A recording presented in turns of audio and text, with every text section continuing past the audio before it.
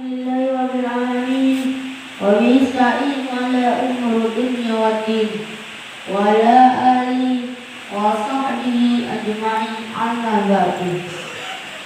Pertama-tama marilah kita panjatkan rasa syukur kita, rasa puja syukur kita kepada Allah Subhanahu wa taala yang telah memberikan nikmat, yaitu nikmat iman dan nikmat kesehatan.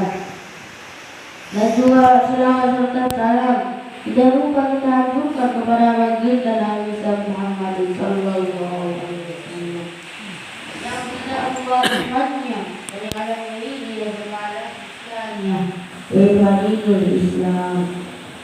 Di kesempatan saya kali ini akan menyampaikan suatu nasihat yang berjudul keutamaan sholat subuh.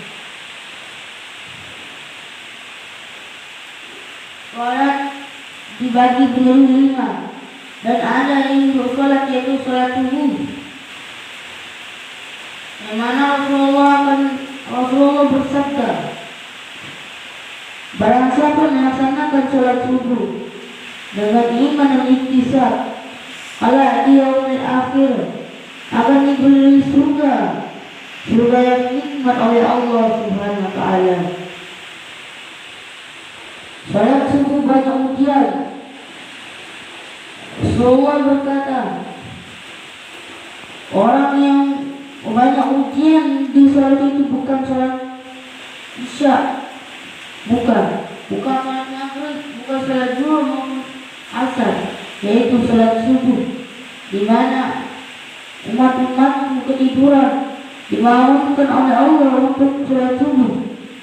Rasa berat langkah kita saking ngantuknya kita. Rasulullah bersabda, as-salatu tanha 'anil munkar. Salat itu mencegah perbuatan keji dan munkar. Salat subuh adalah salat ujian kata Rasulullah. Kenapa? Karena sahabat dulu, sekarang sahabat-sahabat yang mulia, sahabat Rasul yang mulia di pada ulama lalai di dalam sholat subuh, lalai 10 rakaat. Kita bukan cuma siapa bisa kita lalai sholat subuh.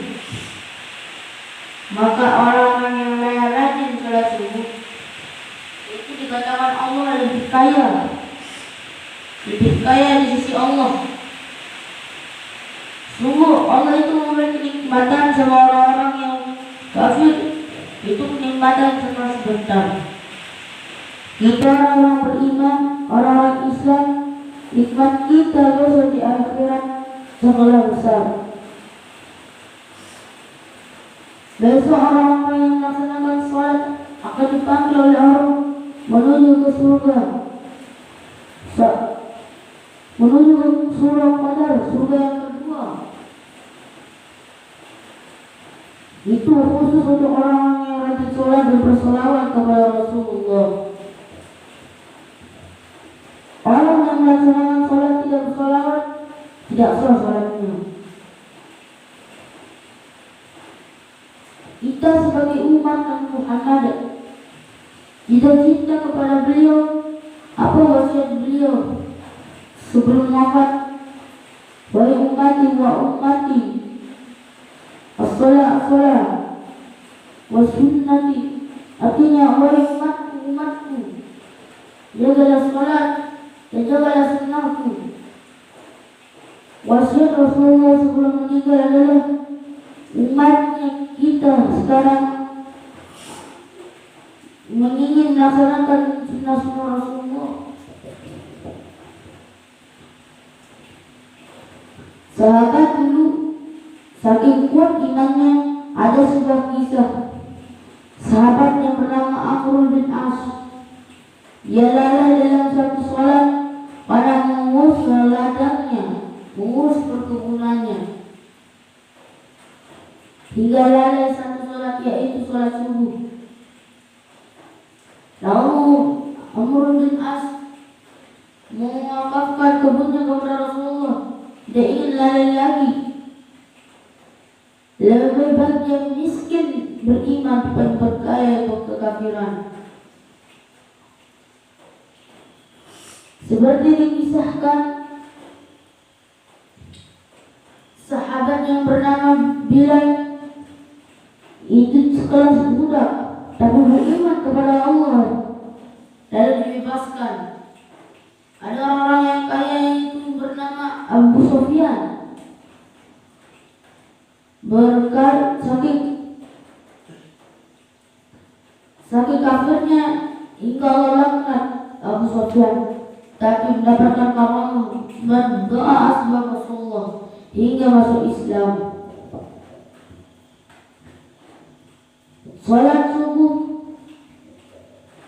Rasulullah berkata, saat sesepuh barang siapa melaksanakan salat subuh semasa hidupnya dari dia balik hingga meninggal kelak dikubur akan selamat, apalagi di akhirat. Akhirat kelak orang yang melaksanakan sholat akan dipanggil duluan oleh Allah Subhanahu wa taala. Untuk apa? Masuki surga Qadar, surga yang indah. Surga Qadar adalah surga yang indah bagi orang-orang melaksanakan sholat. Ada sebuah kisah orang awam pada zaman Raja Salahuddin, Raja Arab abad pertengahan atau abad tempatnya hidup Imam Indonesia yaitu Imam Syafi'i. Ada orang awam ini berarti orang-orang biasa, tidak ulama, tidak guru, tidak ustaz, melainkan orang-orang biasa. Pekerjaan adalah berkebun, bekerja pagi, pulang malam, itu orang-orang awam. Tapi beriman kepada Allah. Dia paling miskin